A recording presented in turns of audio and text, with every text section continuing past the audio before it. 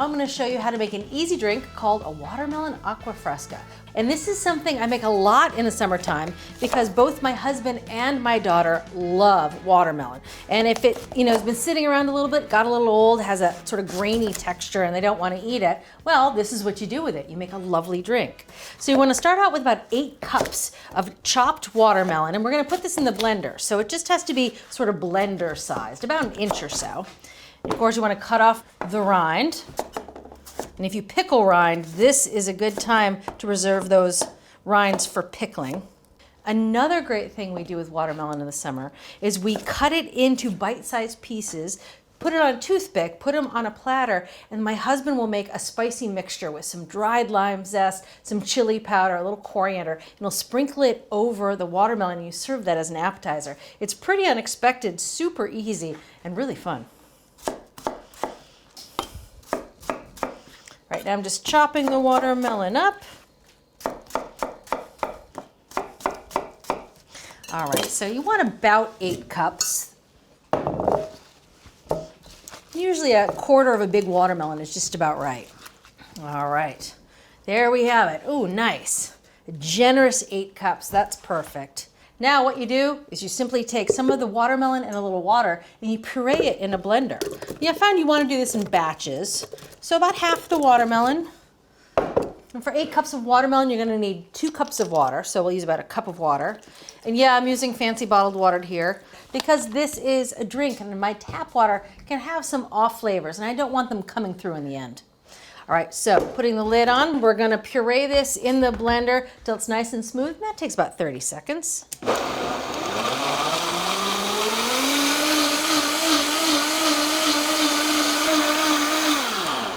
That should do it. And now you really want to strain out any of those fibrous bits before you pour them into drinks. And I'm going to actually do that right into this liquid measuring cup. That way it'll make it easier to pour into the pitcher at the end. All right, so pour it right through.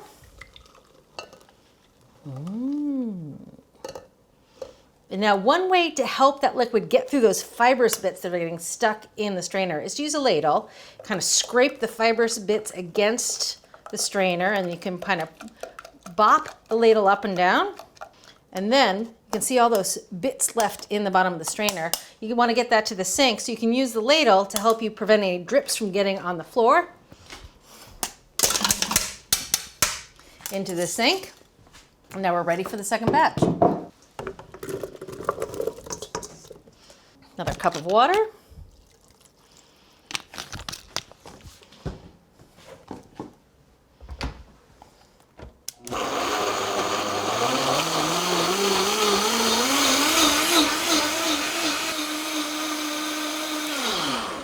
All right, let's strain this second batch.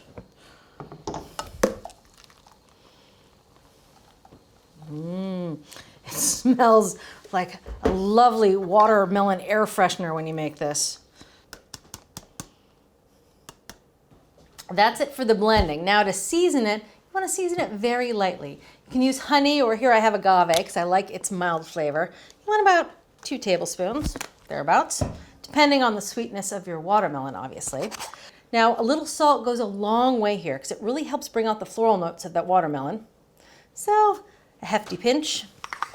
Last but not least, some lime juice. Now all this is pretty much to taste. You want to start with about a 1/4 cup of lime juice, but add more as you like.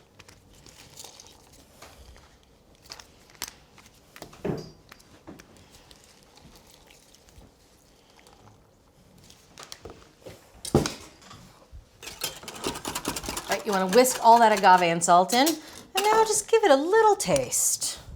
See if we need any more seasonings. Oh, it's good. All right, so you definitely want to serve this chilled, and it makes a good amount, as you can see. So I'm going to portion it into some nice carafes.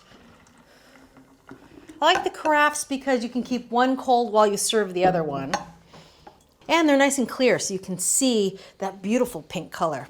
So these are ready to go into the refrigerator to get nice and chilled. Let's try some of the Agua Fresca. I like to serve it in fun glasses because it feels celebratory to have a nice fresh drink like this. Fun for company.